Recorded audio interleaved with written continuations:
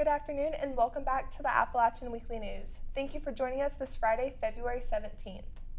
From the Beasley Media Complex in Boone, I'm Jalen Sturdivant. And I'm Shannon Pendleton. Last night in Boone at approximately 7:15, an 18-wheeler struck multiple vehicles in a hit-and-run accident, leaving a trail of destruction in its path. The accident happened on East King Street in front of the Saks Grill, where the driver of the 18-wheeler plowed through at least 9 cars before continuing down the road, where the driver was involved in a second crash. The driver was later stopped and arrested. First responders were forced to close down traffic lanes as they cleared the accident, causing a backup of traffic down King Street. Police say that the investigation is ongoing and more information is soon to be released, and we will keep you updated at the Appalachian Weekly News. Around 7:30 Wednesday evening, the Boone Police Department responded to a report of an individual waving an anti-Semitic flag in front of the Temple of the High Country. The officers arrived at the temple where they found the anti-Semitic flag containing a swastika left on the property. The individual had left the scene. The Boone Police Department is actively investigating this incident to learn more about the person who left the flag on the property and what their motives were. According to the police department, they will be working with the leadership of the Temple of the High Country to improve security at their organization. The police department is asking anyone who may have additional information regarding this incident to call 828-268-6900. The Center for Judaic, Holocaust, and Peace Studies is hosting a series of programs and events called A Year on Anti-Semitism, What It Is and Why We Care. This past Wednesday, Rachel Lang of the Anti-Defamation League held a presentation on anti-Semitism and extremism in the United States. Lang provided information on the history of anti-Semitism and how it manifests today, as well as providing an overview of the work that the ADL does in our communities. There are 4 more events scheduled in this program for the months of March and April. East Hall has had its share of changes throughout the years for half a decade. The lower level of the building is home to one of App State's most important programs for students and faculty. Our reporter, Josh Hempfield, joins us now live to tell us more about it. Josh? Thanks, Shannon. Food insecurity is a problem for college students all across the country. Here at App State, we have a program that helps combat that problem. Grown quite a bit. We started as a little food cart in our space, and then we're up to now 12 pantries across campus. Starting in 2016, the Food Hub was created as a way to tackle the growing problem of food insecurity for App State students. So we did a survey, or the university did a couple surveys through Food and Nutrition back in 2016 when we started, and found that 43% of students had experienced food insecurity. It could be an ongoing concern, or it can be kind of timely with running out of meal plan money or when the university's closed. So there's a variety of different ways to kind of identify food insecurity. It's not necessarily every day. A lot of people just don't realize that sometimes students don't have all of their bills paid for and they're trying to juggle work and food and sometimes family. So it's really important to have these resources so that we can help alleviate some of the burden for our students in our community. For App State students, getting food and supplies from the Food Hub is simpler than you might think. So here we have a swipe access, and so you just swipe in your card and you can come in and shop. You can come as many times as you like. There's really no questions asked. We're really just trying to keep up with usage and how many people visit every day. It was a real natural fit to put the food pantry and free store together, and it allows us to keep school supplies and interview clothing and winter gear. A lot of our international students don't necessarily come prepared with clothing, and sometimes people don't have everything they need for cooking, so we keep kitchen items and things like that. We really just try to keep a variety of things that, again, just providing resources for people to have what they need to meet their needs. Program Director Jennifer Maxwell encourages students to come and visit, regardless of what they need. Come visit us because we're a pretty cool group of people over here. We like to have a lot of fun, and we love our space to be very open. I think if you visit once, you'll be pretty comfortable here. It's a lot of fun too. The free store especially is really fun just to come and find all the quirky things that we have in there. And so I just encourage you to visit. We will take good care of you, and you'll leave a friend.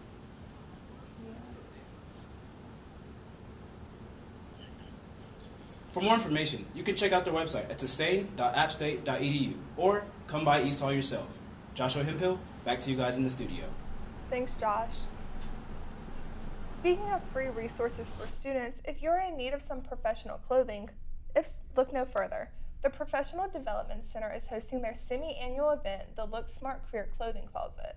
The clothing closet will have shirts, slacks, blazers, skirts, dresses, and more that come in all shapes, sizes, and colors. If you are planning on attending any career fairs, job interviews, or starting a job soon, make sure you check out this event. It will be located in the Grandfather Mountain Ballroom in the Student Union on Wednesday, February 22nd from 10 a.m. to 3 p.m. Beach Mountain Resort's Winter Music Series concerts are hosted in Beach Mountain Brewing Company's tap room and grill. Each Friday and Saturday between now and March 4th, there will be concerts starting at 7 p.m. on Fridays and 8 p.m. on Saturdays. Concerts are noted to be free unless said otherwise. For more information, go to exploreboone.com. There's a new outfitter store in town by the name of Speckled Trout Outfitters. The store has been on a soft launch since January 17th. Our correspondent Ben Gozy takes a look at what they have to offer. The Speckled Trout and Bottle Company, known for their great food and drinks while connecting to Appalachian culture, has now expanded to an outfitting store. This is the first outfitting store located in Boiling Rock, with the location being right next to the restaurant. Wanting to show their passion and knowledge of the area, Speckled Trout Outfitters promises to offer a unique and interactive outdoor experience, offering everything from private hiking trips to private fishing excursions. Speckled Trout guarantees to offer safe fun in the outdoors. My family loves the outdoors. I love the outdoors, hiking, hunting, fishing, camping, pretty much anything you can do outside. And this was a fun way to add something that was needed to our community. Being so close to state lines, Speckled Trout Outfitters is able to offer adventures into the bordering states as well. Extending to Tennessee and Virginia, every location is within an hour-and-a-half drive of the Boiling Rock location. Most people don't understand this, but we have over 150 trails within 50 miles of where we're located right now. And people get pretty overwhelmed with what to do when they come to our area and what trails would be right for them. So they hire me and our team here to point them in the right direction and take them on a trail that's going to fit their needs and expectations. My friend and I were lucky enough to be offered a fishing tour to teach us how to fly fish. Flying down Wilbur Lake and the Watauga River, we were treated to a fun day on the water, catching 3 different species of trout, while also letting a first-time fly fisher get her first big catch. Job T-Dog!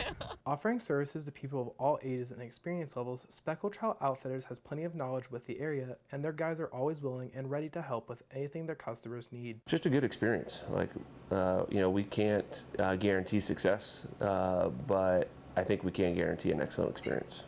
So with weather getting warmer and fish starting to bite again, it might be time to set up your next adventure with Speckled Trout Outfitters. I'm Ben Gosi, Appalachian Weekly News. With the spring semester well underway, many students are feeling the pressure, physically and mentally, some more seriously than others.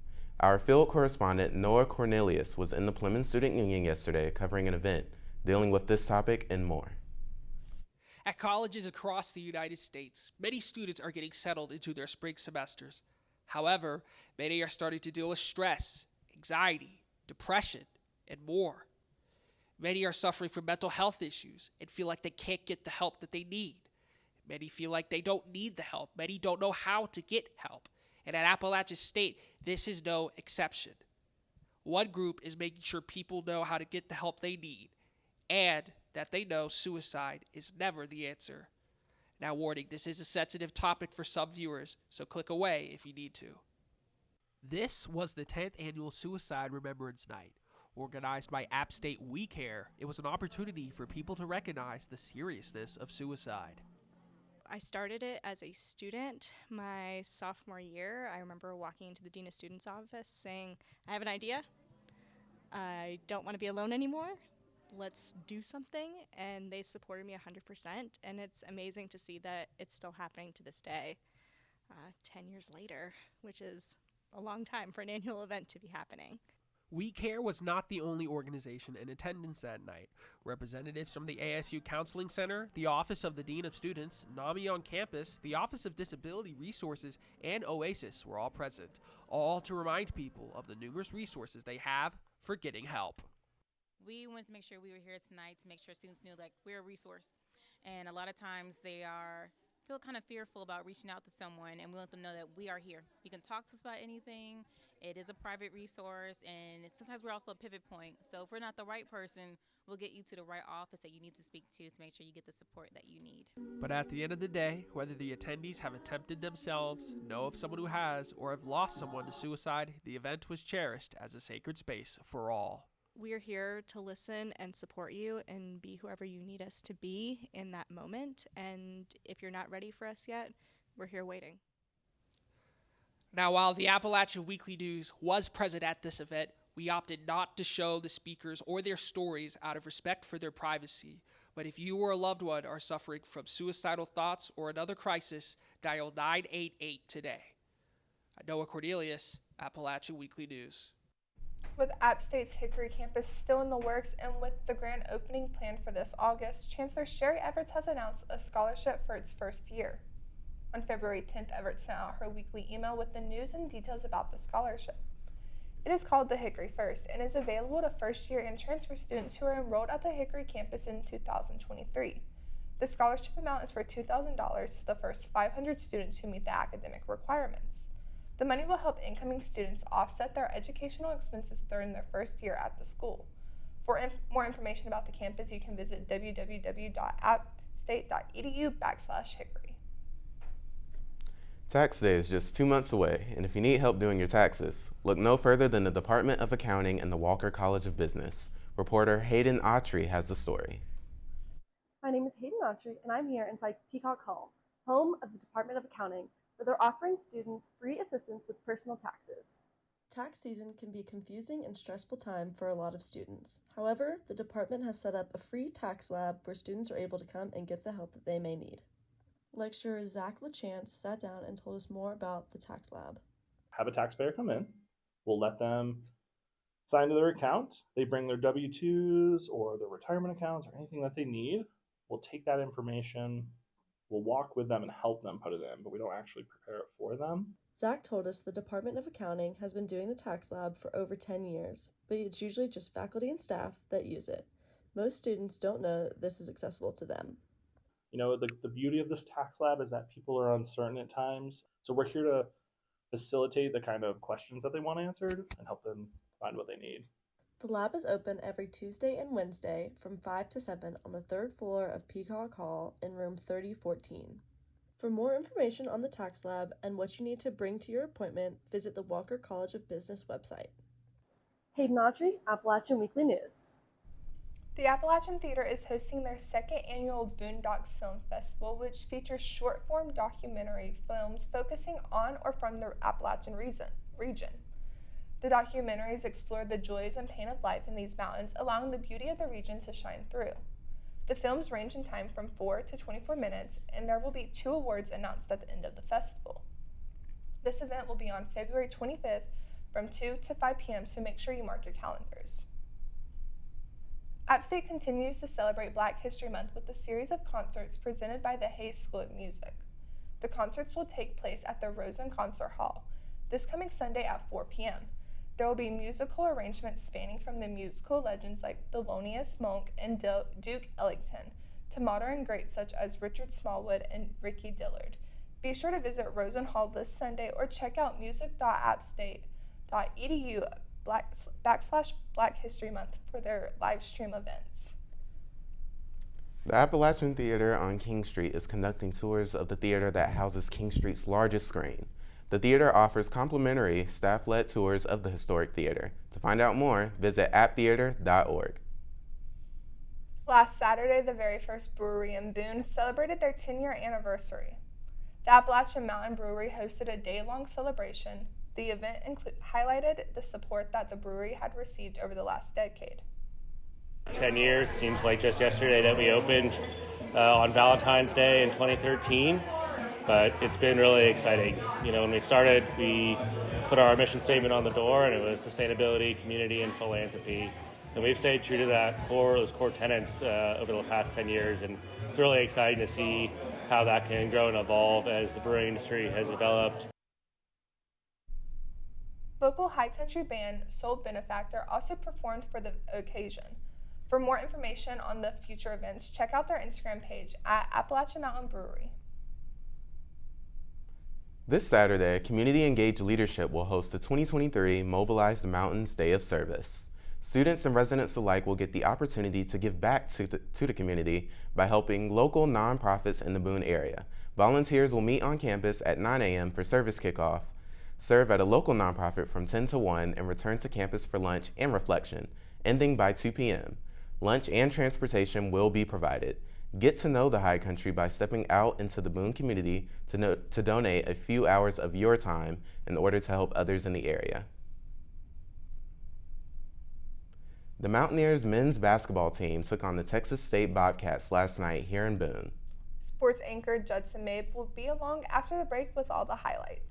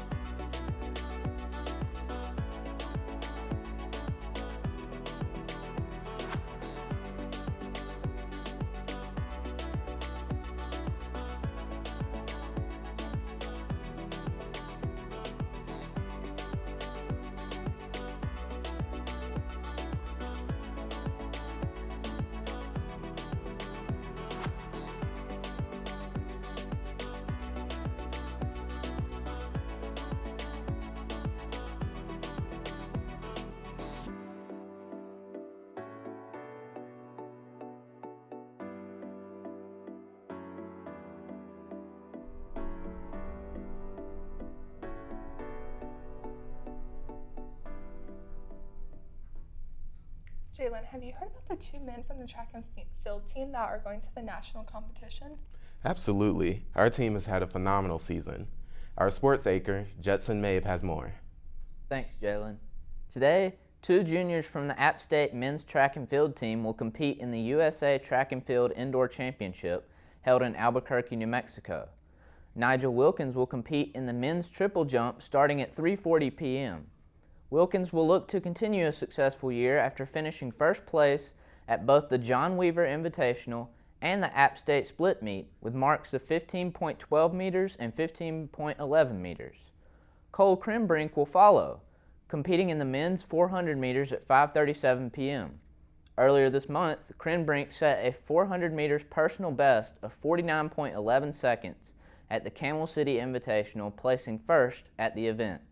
You can tune in by visiting the website at www.usatf.tv. The App State baseball season gets started this weekend with the Mountaineers hosting a 3-game series against Queens University. The first game will begin today at 5 p.m., followed by games at 1 p.m. on both Saturday and Sunday. All 3 games will be played in Hickory at the LP Franz Stadium, home of the Hickory Crawdads. The Mountaineers are coming off of a 20-33 season and are led by catcher Hayden Cross and infielder/pitcher Austin St. Laurent, who both posted a .305 batting average last season. It is also a big weekend for the 20th ranked App State wrestling team, as they will continue their home stretch this Sunday with a triple header against Campbell, Presbyterian, and Davidson. The events will take place in the varsity gym starting at 2 p.m. and ending after the 6 p.m. duel against Davidson University. App State will have their work cut out for them in their first duel versus Campbell, as the two are the only teams with a 5-0 record in the SoCon Conference this year. Sunday's triple header will also mark the end of the regular season for the Mountaineers. However, they won't have to travel at all for the SoCon Championship, which will be held on March 4th in the Holmes Convocation Center. As basketball season is coming to an end, let's take a look at last night's game. Last night, the Appalachian State Mountaineers hosted the Texas State Bobcats. Before the game, forward Donovan Gregory was recognized for being the only player in program history with 1,000 points, 500 rebounds, and 150 steals. The matchup featured two of the top 4 defensive teams in the Sun Belt Conference this year, and it showed. From the start of the game, both teams adopted an aggressive defensive approach and never strayed away from it, as there were 44 total fouls. App State was able to win the turnover battle with 9 total turnovers. The Mountaineers also had a better field goal percentage, shooting 55.1% from the field, as well as dominating in rebounds with 32 boards. With all of this combined and 21 points from Donovan Gregory, the Mountaineers were able to prevail, defeating Texas State 82-75. Another milestone was achieved as head coach Dustin Kearns earned his 100th win. App State will now shift their focus to Old Dominion on Saturday at 4 p.m., as it will be the final home game of the season for the Mountaineers. That concludes our weekly sports report. Back to you, Jalen and Shannon. Thanks, Jetson. Truly was a great game. Yeah, I heard it was very physical, but at least we won. Some fraternities and sororities took advantage of a beautiful day on Sanford Mall to promote a good cause, alongside some special guests. Our reporter Noah Cornelius has more. It's an absolutely gorgeous day on the Plemon Student Union here at Appalachian State University. The sun is out, and honestly, even though Punxsutawney Phil said there'd be 6 more months of winter, it seems like it's spring already. And some fraternities and sororities are taking advantage of that with the help of some furry friends. Puppies, parties, and pastries. This is what people were met with this week when they came out to Sanford Mall. Held yearly by the fraternity Alpha Tau Omega and sororities Delta Zeta and Chi Omega, the event put on a fun time for a good cause. So this event basically benefits the Watauga Humane Society. It's Smooch or Pooch. This is actually the 2nd year we've done it, and they actually personally asked us to come back and do it for them.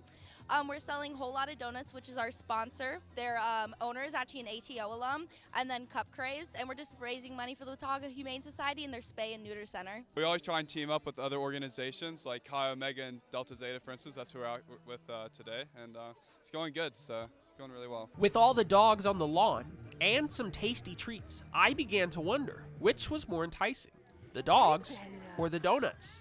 I asked the Greek Life members the same thing. I'd have to say the dogs. I am an animal person, but the donuts are definitely a plus, so I really enjoy that. And for those who came out for the dogs, they were in store for a treat if they decided to take one home. So yeah, the Watauga Humane Society is out here. They're offering a discounted adoption price to the dogs who are out here. They always offer volunteers at their shelters, and they do a great job with coordinating with us, just bringing dogs out and getting attention for them. And at the end of the day, fur was shedded, donuts were eaten, and some good money was raised for a great cause. Now, while Smooch a Pooch is a once-a-year event, people can get involved with fraternities and sororities by going to fsl.appstate.edu. For the Appalachian Weekly News, I'm Noah Cornelius. That's our report for this week. I'm Shannon Pendleton. And I'm Jalen Sturdivant. For all of us at the Appalachian Weekly News, thank you for watching, and we'll see you next time.